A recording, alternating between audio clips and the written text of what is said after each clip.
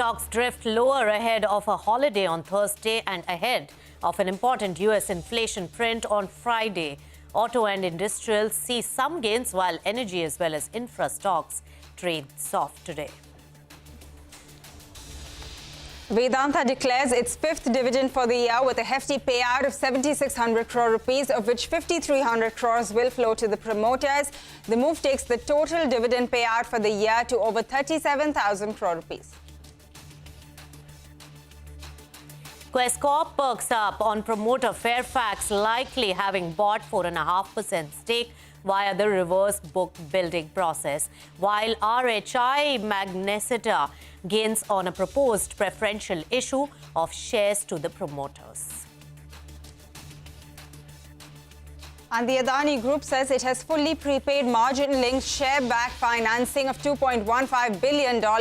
It adds that all corresponding pledged shares have been released. The Adani Group stocks trade mixed.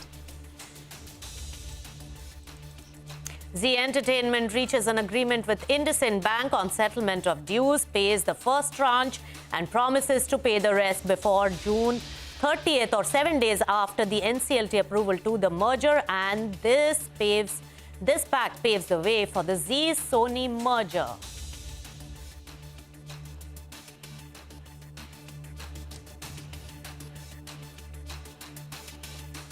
Hello and welcome to Business Lunch. I'm Nisha Podar, and with me as always is my co-anchor Pavitra Parekh. So Pavitra, markets in the green, but yeah, 7,000 level is elusive for Nifty 50 now. So it's finding comfort below the 17,000 mark, though it did test that particular level. So 17,048 was the highest point for trading session.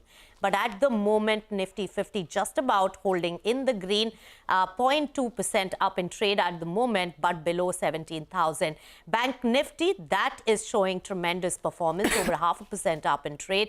Of course, outperforming the key indices. And what's really doing well is the mid-cap universe. There is enough buying, 0.75% up in trading session, and that's also impacting the overall market sentiment, with advances outweighing the declines at the moment. Adani stocks, because of the new news development and allaying some investor concerns, is rebounding in trade today after a fall yesterday. And on the other hand, some of the counters which are not doing well today are two big telecom as well conglomerates like Bharti Airtel and Reliance Industries, also weak in trade. Pavitra.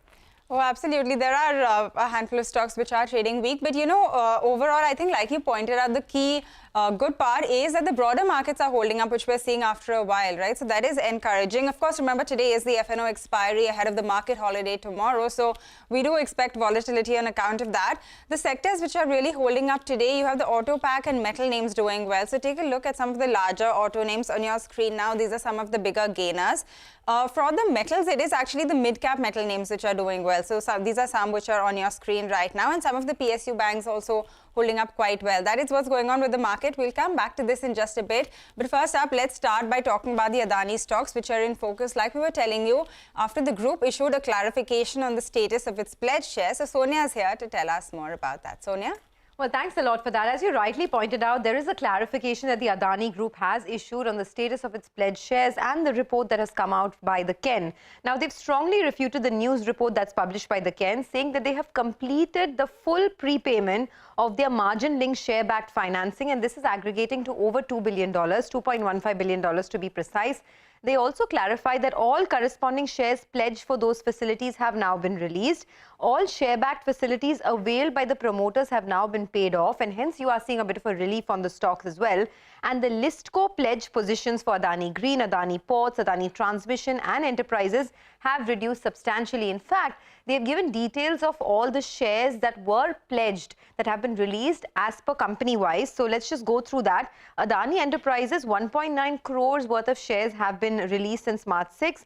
For Adani Ports, it is about 6.5 crores of shares have been released since March 6. These are pledged shares I'm talking about.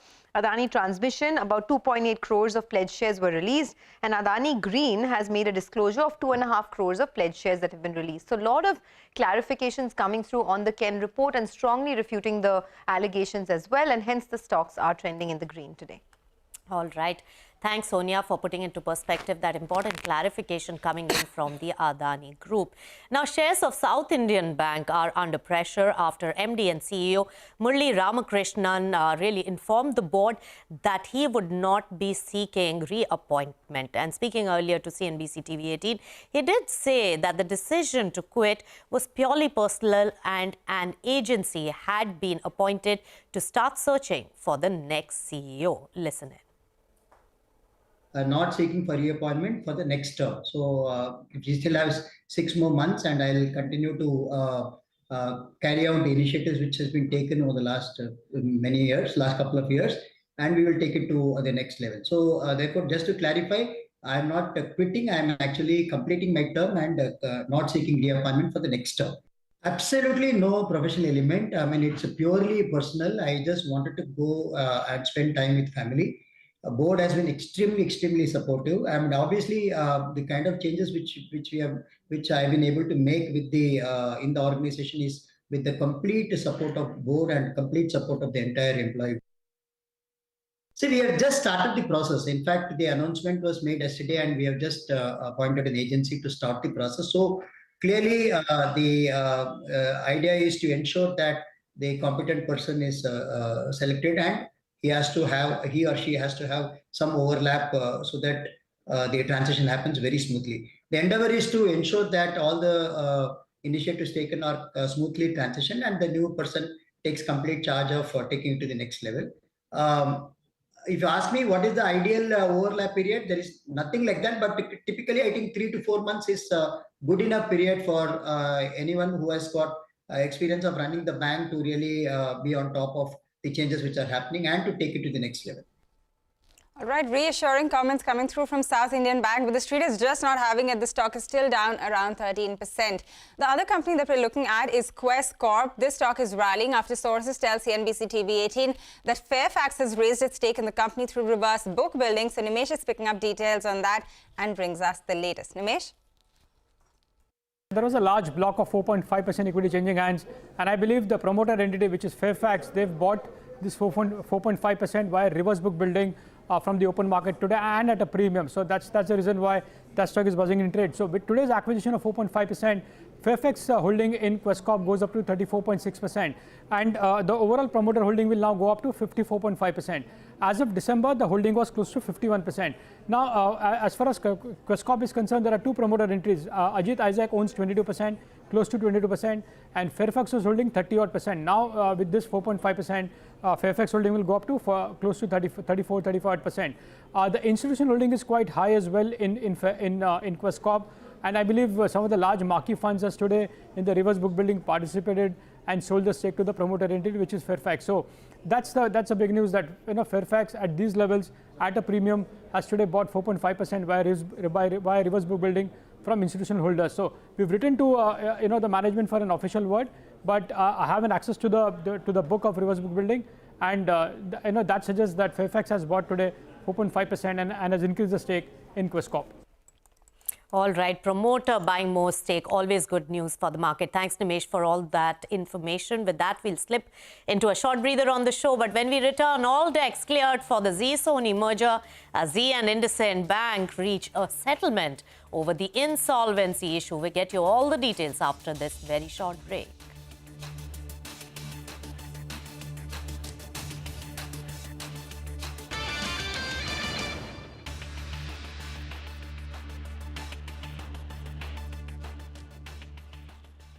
Welcome back. You're still tuned into Business Lunch on CNBC-TV18, and an important story that we just got a while ago. Zee and IndusInd Bank have reached a settlement over the insolvency issue, which now clears the decks for the Zee-Sony merger. So Ashmit is here to take us through all of the details now. Ashmit?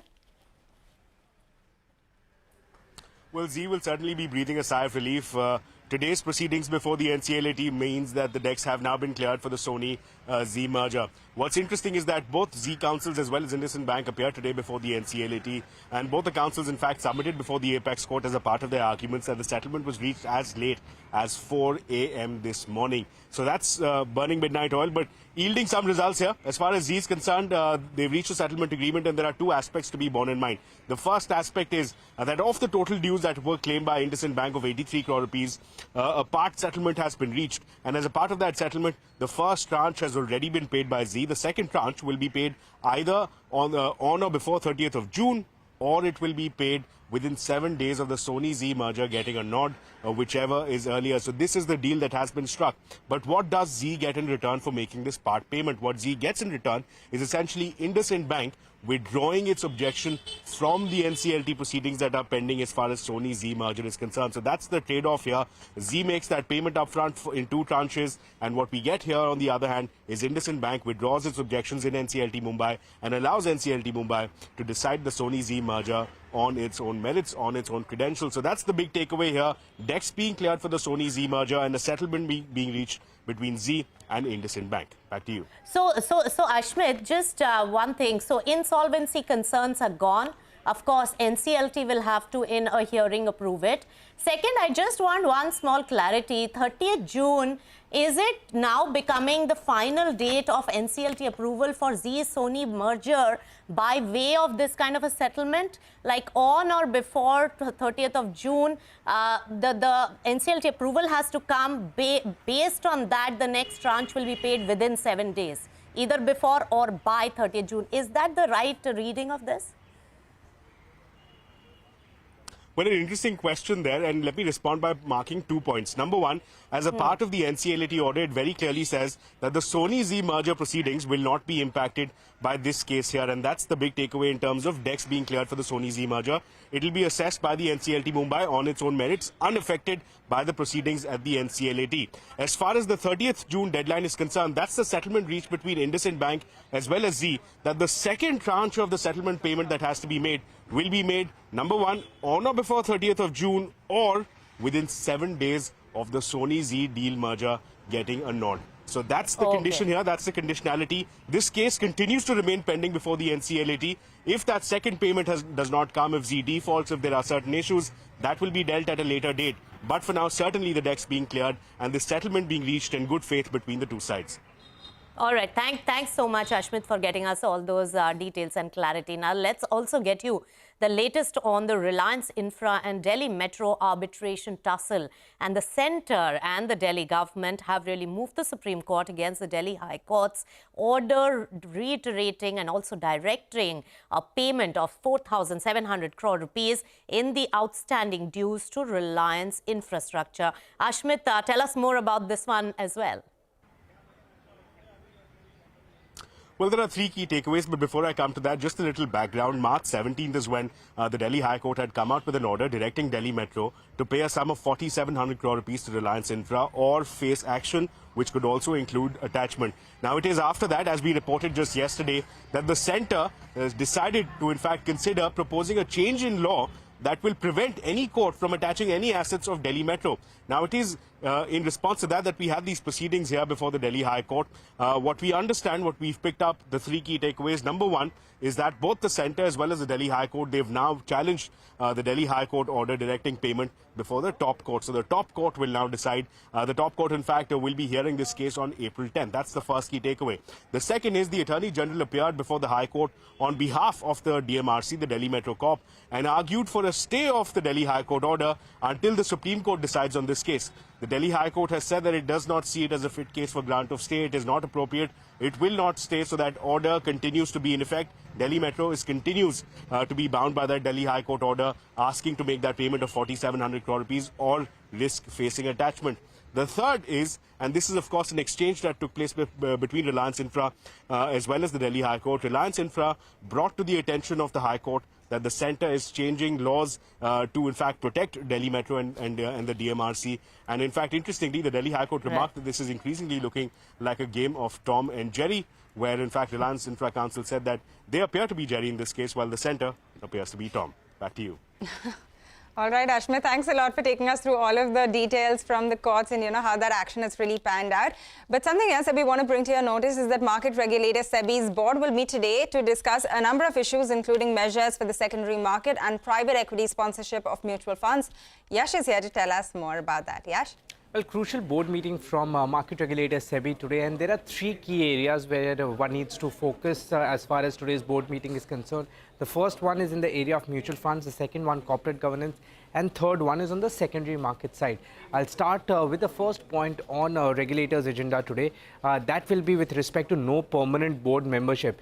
Now, SEBI may bar directors from occupying permanent board seats on the boards of listed companies. Now, SEBI may call for a regular approval process for these directors to be able to stay on the boards of these listed companies.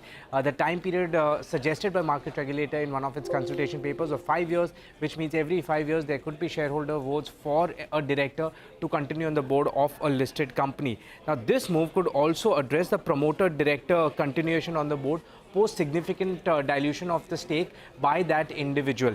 The second one would be PE funds being made the sponsors of mutual funds. SEBI may look at considering this particular proposal as well. Of course, in one of its consultation paper, market regulator SEBI had spelled out the eligibility criteria when it comes to private equity funds becoming sponsors of mutual funds.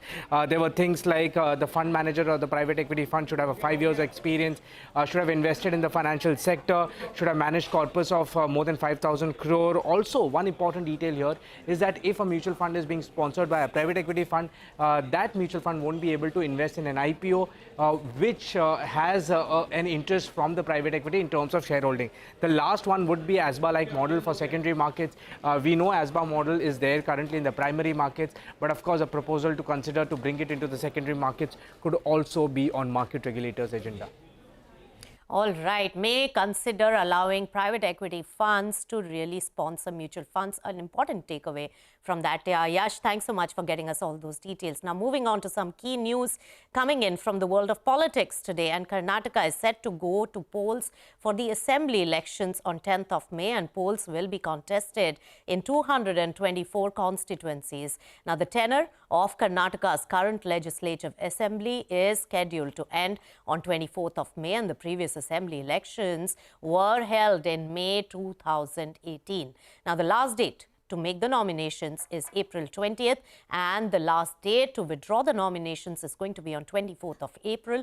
Now, the election will take place in a single phase, and for the first time ever, voting from home will also be an option in Karnataka. Now, the Election Commission also announced that the counting will take place on 14th or 13th of May, I beg your pardon. So, 13th of May, D-Day for Karnataka Assembly elections. Going to be an important battle considering things have been heated up between the two big parties in the country there, Pavitra. So, it's going to be an important state elections. Oh, absolutely. And, you know, we're going to keep bringing you up to speed with that. That is what we have for you on the Karnataka Assembly polls for now. But we do need to get into a short break. On the other side, UBS has named Sergio Ermotti as the new group CEO following the Swiss lender's acquisition of Credit Suisse. All of the details in just a bit.